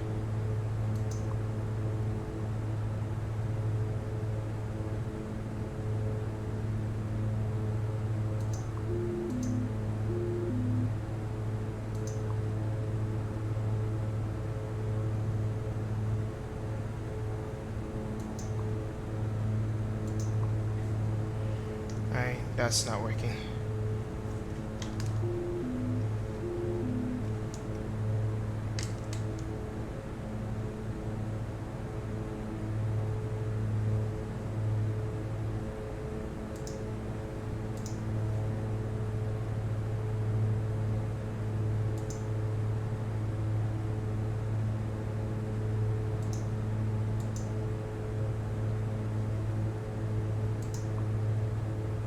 There we go.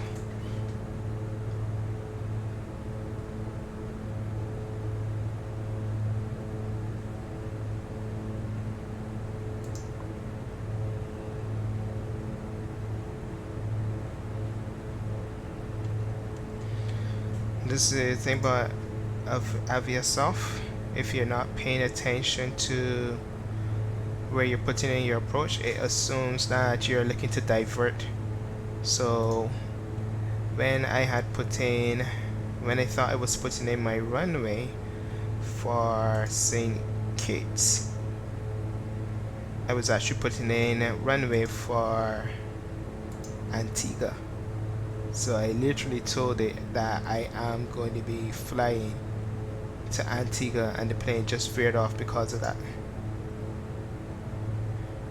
I can actually do the Anasu arrival.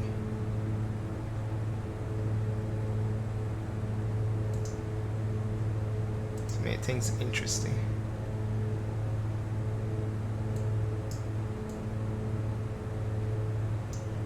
So I actually need to go down to, I need to be 5,000 feet by Anasu.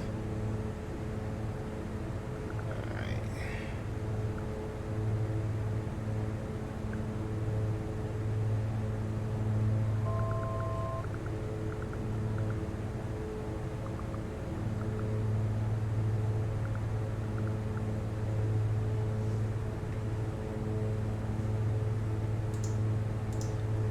And then from Anasu, I'm going to cross Epvos at 5,000 as well. And then I'm going to do Iking 4,000. Step down to 3,200 feet and then down to 2,000 once established on the 071 heading. Seems easy enough.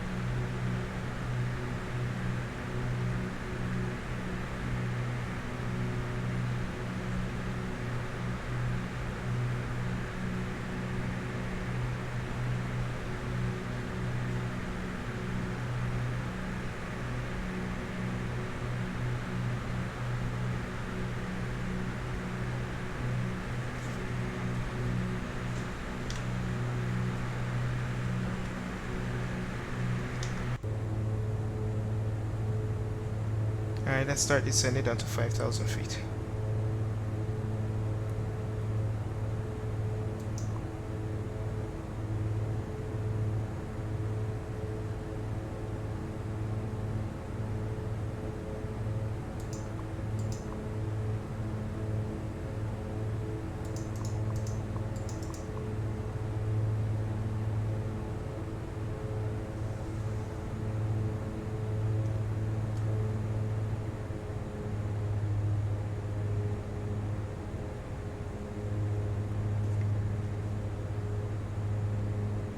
Syncate traffic, Skyway 3516 is descending through 10,000 feet via the Anaso arrival. Expect runway 07.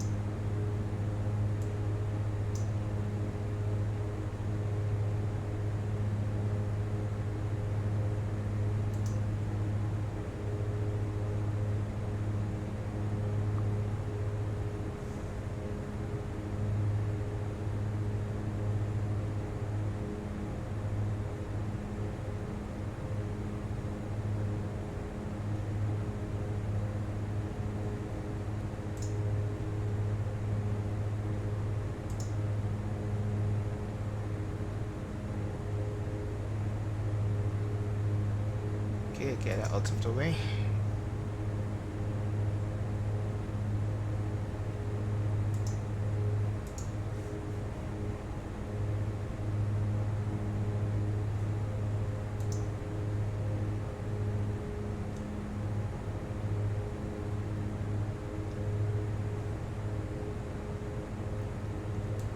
Now the next one.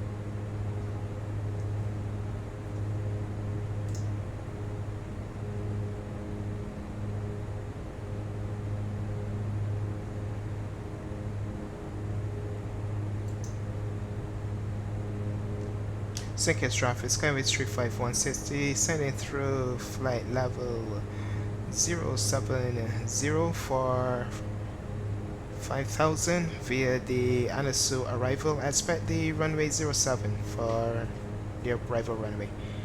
St. Kitts traffic.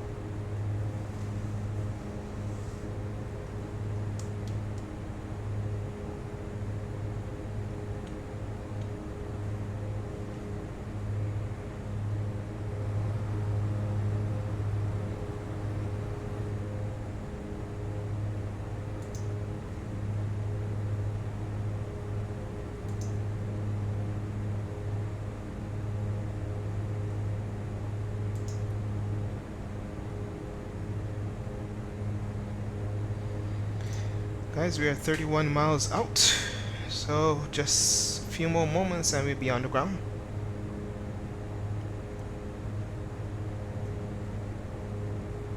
If you're now joining us, there was a test flight originating from Barbados. We are landing in St. Kitts in a few minutes, and we are flying the Diamond 62. Small 20-engine aircraft, quite nice.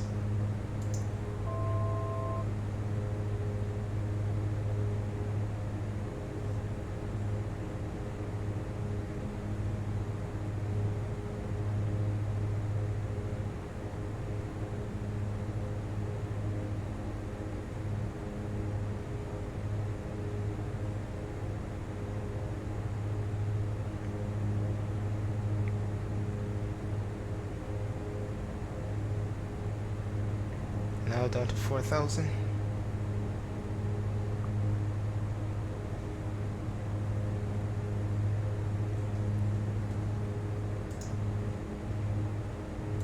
Transition altitude.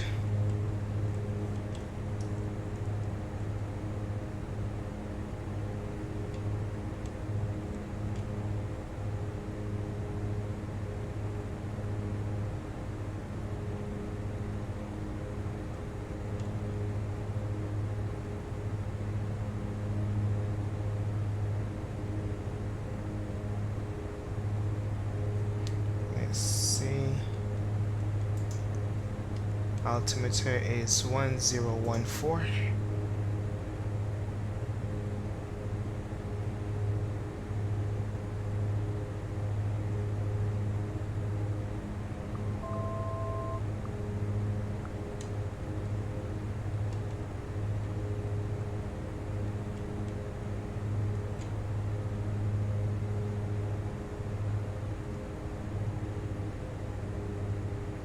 Power back as we're approaching the caution range there for the speed.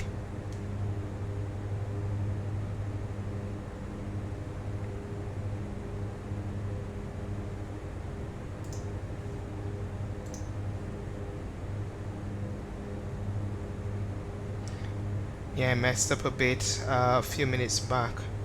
I literally told the GPS to make its way to Antigua, and then I had to put back in the route, and then I saw this arrival and I was like, yeah, give us the scenic routing.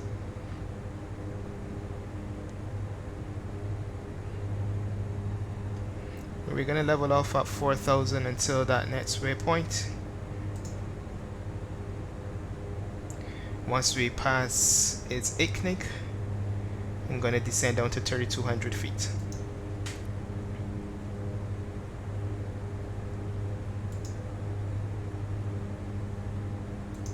St. Kitts traffic, Skyways 3516 is leveled at 4,000, just about 2 miles away from Iknig. The next altitude is going to be 3,200 feet. Expect the approach for 07 visual.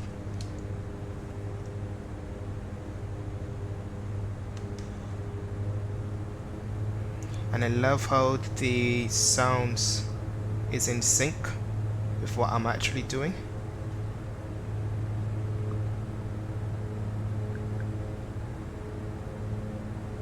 Yes.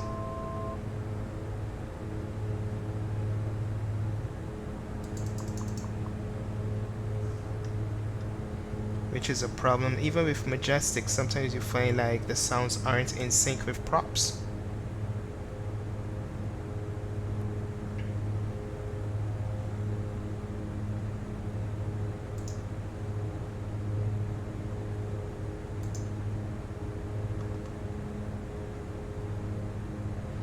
So this is what I was telling you, Dario. You can't literally use the GPS to put the stars in, but I've put it into Aviosoft and it automatically puts it into the aircraft. So that way I'm still able to fly my stars and sit. The plane doesn't recognize that they're crossing restrictions, so for that I'm manually doing everything from here on out.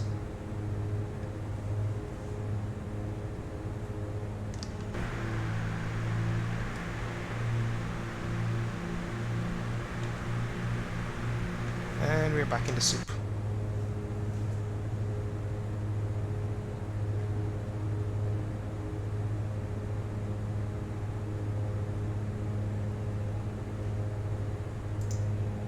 Okay, from 3200 I am going to go down to 2000.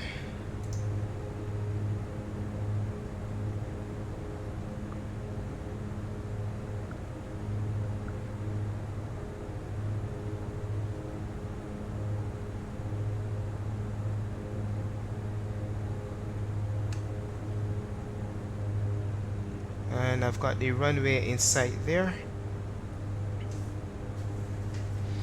So my controls.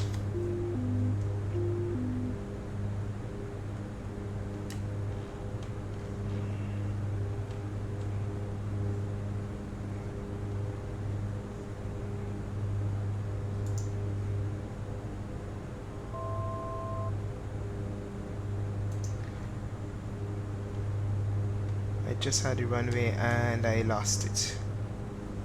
Where is it? St. Kitts traffic. Skyway 3516 is on the 10-mile final for runway 07.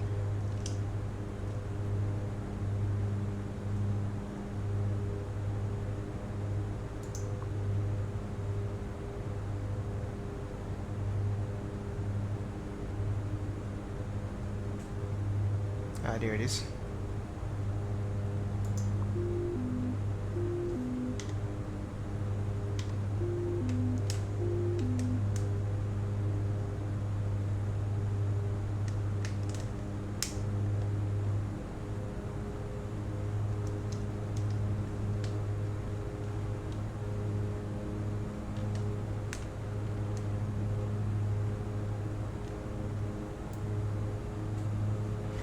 And I will talk to you guys on the ground.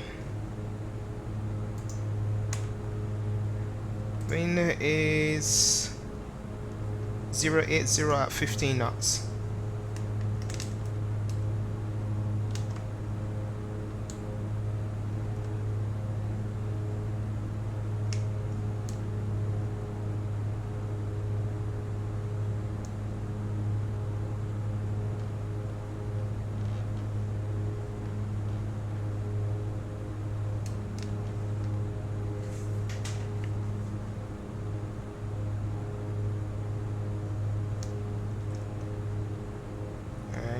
Let's take her down.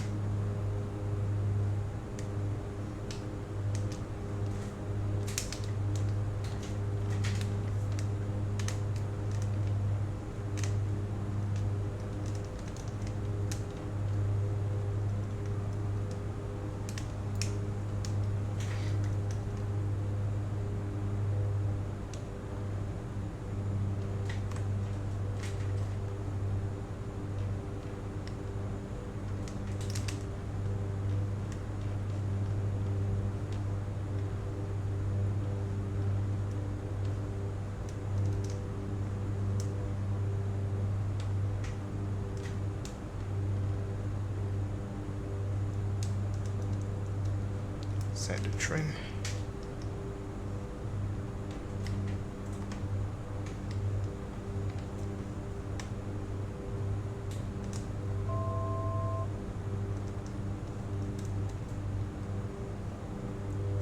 There's our glide path, glide up.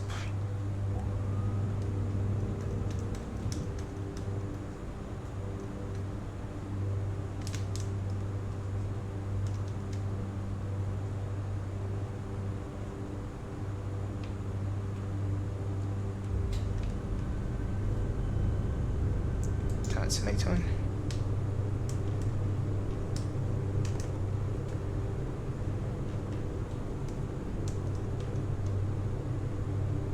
Got 3 greens for the landing gear.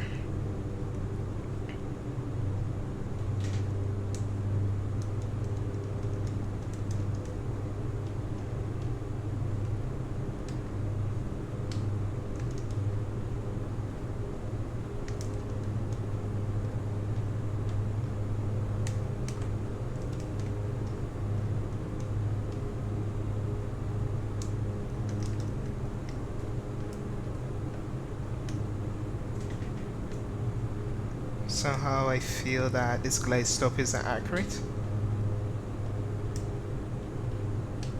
but I'll fly it down. Syncate traffic, Skyway 3516 is on a sharp final for runway 07. Final call, syncate traffic.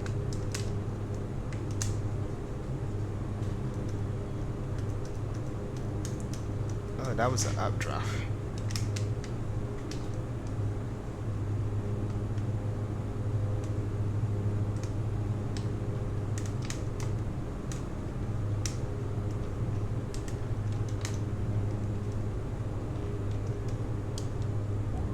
Flaps. 500.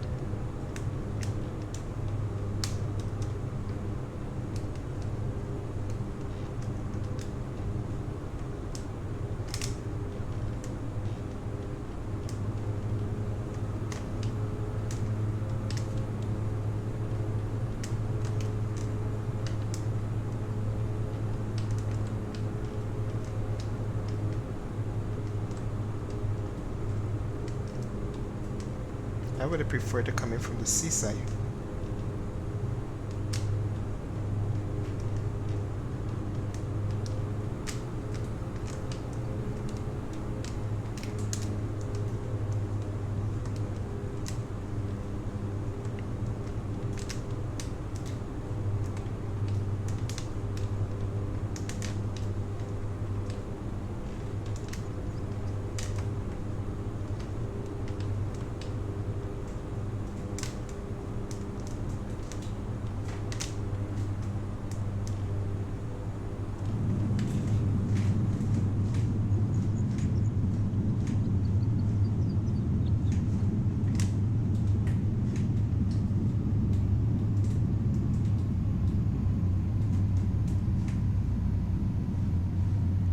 And we are done.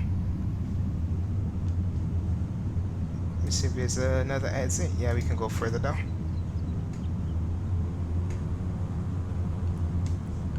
Flaps coming up.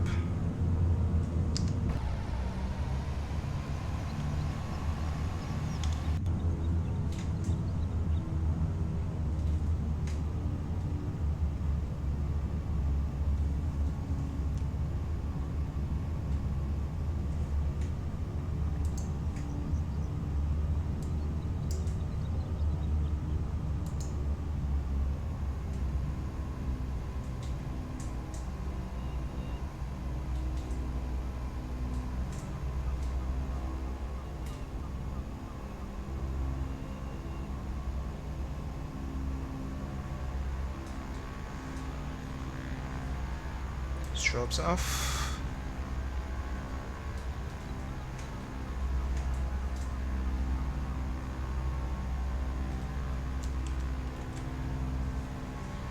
And we are here. Let's see. Gate. Do I need a gate? No. Let's do parking. No parking. I just Forget it. I just find some place to park.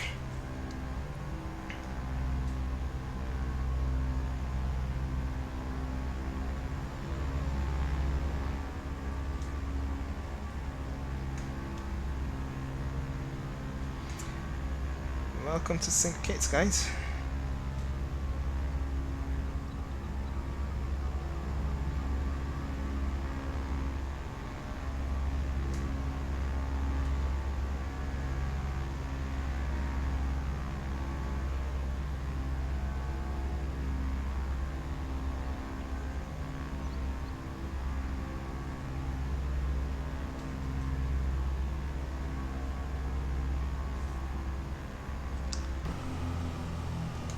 Can't see Jack.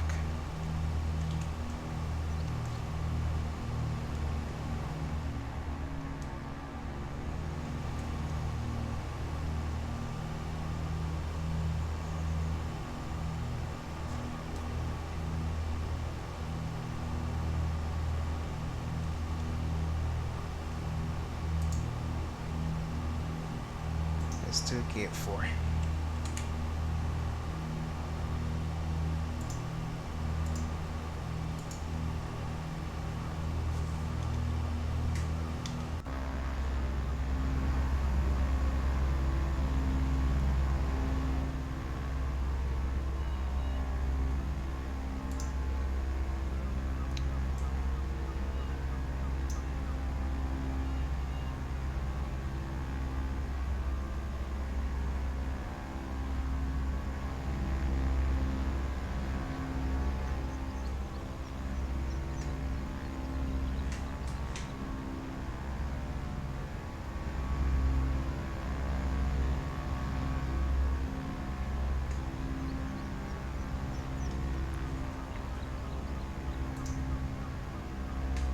That's light off.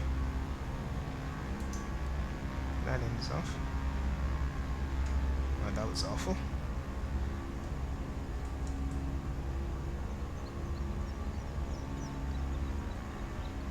And this is where I have problems, because I gotta literally sit up in my seat.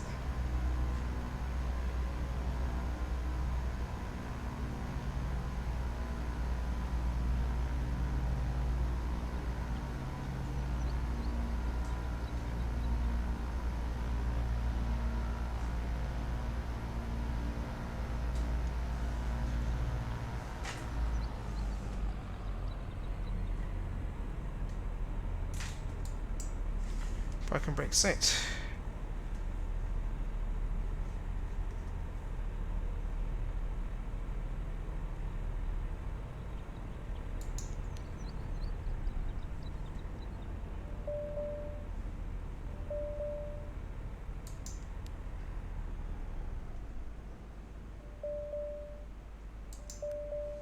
AVIS off. Position off.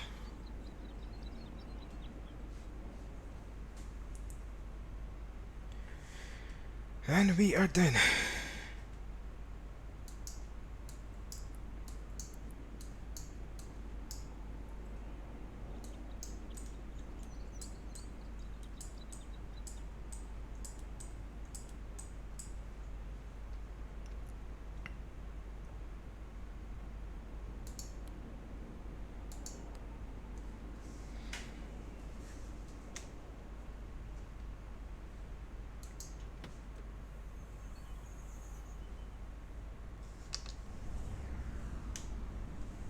And that is it for us, guys. Sync kit seems to be fine. The float, except for the floating numbers there.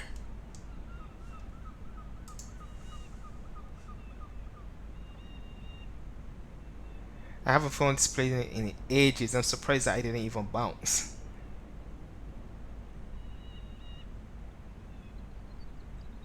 But it is definitely a lot easier to land than the A2A ones, because it's not so finicky with the flight controls. Once I set the trim, I'm fine. At some point, like, wind pushed me up, and I was like, what? I just reset the trim and I'm fine. But I think if I'm to fly the A2A, I need to use a profile for FSUIPC that would make it so that it is not so hard, that it doesn't affect the other airplanes, only the 172. Now I need to find a overlay for this, for our flight for tomorrow. But SyncKit seems fine. Everything is installed. I saw some tall grass coming in, but I don't expect perfection for something that's supposed to be for V3. Anyways, I will talk to you on chat. So hope you did enjoy, and I'll speak to you there. See ya.